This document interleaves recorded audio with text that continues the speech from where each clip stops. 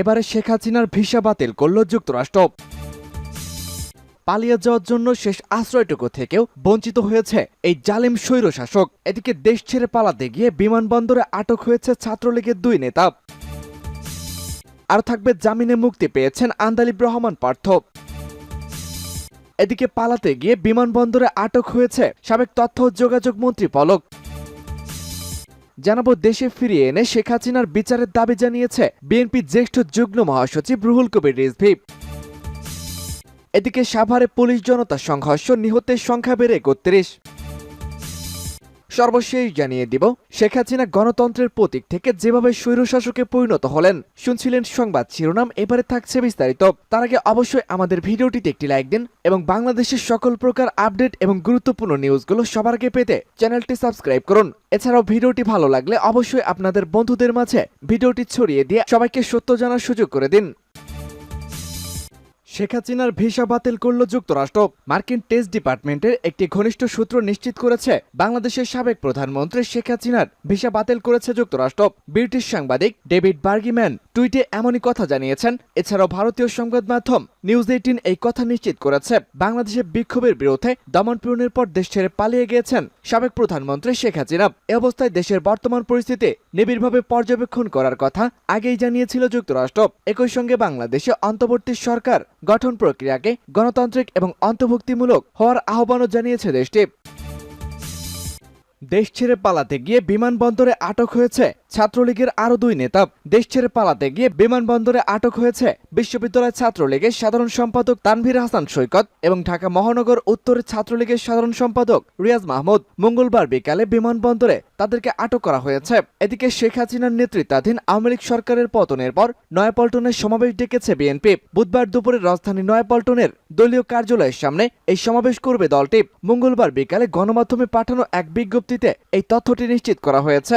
এতে বলা হয়, সমাবেশে প্রধান অতিথির বক্তব্য রাখবেন বিএনপির ভারপ্রাপ্ত চেয়ারম্যান তারেক রহমান। এছাড়া মহাসচিব মির্জা ফখরুল ইসলাম আলমগীর সহ আরো কেন্দ্রীয় নেতারা বক্তব্য রাখবেন।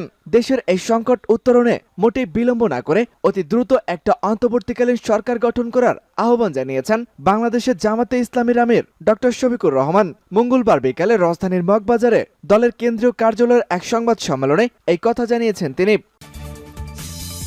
অবশেষে জামিনে মুক্তি পেয়েছেন আন্দালিব রহমান পার্থ।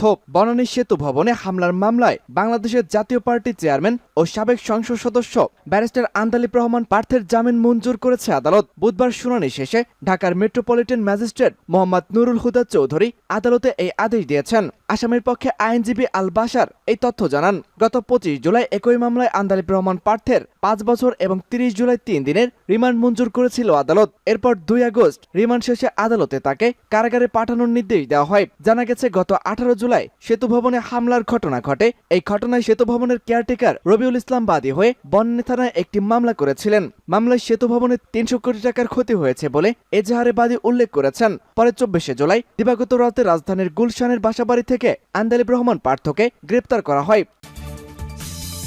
পালাতে গিয়ে বিমানবন্দরে গ্রেপ্তার হয়েছে সাবেক তথ্য ও যোগাযোগ প্রতিমন্ত্রী জুনায়েদ আহমেদ পলক। সাবেক ডাক টেলিযোগাযোগ ও তথ্য প্রযুক্তি প্রতিমন্ত্রী জুনায়েদ আহমেদ পলককে আটক করা হয়েছে। মঙ্গলবার বিকাল 3টার দিকে বিমানবন্দরের ভিআইপি লাউঞ্জ থেকে তাকে আটক করা হয়। বাংলাদেশের বেসামরিক বিমান চলাচল কর্তৃপক্ষের একটি দায়িত্বশীল সূত্র বিষয়টি নিশ্চিত করেছে। তারা জানিয়েছেন, দিল্লি যাওয়ার জন্য জুনায়েদ আহমেদ পলক বিমানবন্দরের ভিআইপি লাউঞ্জে অপেক্ষা করছিলেন। এ সময় ব্যবচকের কর্মীরা তাকে আটক করেছেন। পরে বিমান বাহিনীর কর্মকর্তারা এসে তাকে নিয়ে যান। শুক্রবার বিকালে দেশের 5 কোটি শিক্ষার্থীর কাছে করজোড়ে ক্ষমা চান তৎকালীন ডাক টেলিযোগাযোগ ও তথ্য প্রযুক্তি প্রতিমন্ত্রী জুনায়েদ আহমেদ পলক। তিনি বলেছেন, আমার ভুল থাকতে পারে, অপরাধ থাকতে পারে, ভুলের শাস্তি আপনারা আমাকে দিবেন, ভুল সংশোধনের সুযোগ দিবেন, কিন্তু প্রধানমন্ত্রী শেখ হাসিনাকে ভুল বুঝবেন না। কারণ শেখ হাসিনা যদি নিরাপদে না থাকেন তাহলে বাংলাদেশ নিরাপদে থাকবে না। এদিকে সাবেক প্রধানমন্ত্রী শেখ হাসিনার ছেলে সজীব ওয়াজেদ জয় লিখেছেন, নিজের ইচ্ছা না থাকলেও পরিবারের জোরাজুরিতে তার মা প্রধানমন্ত্রীর পদ থেকে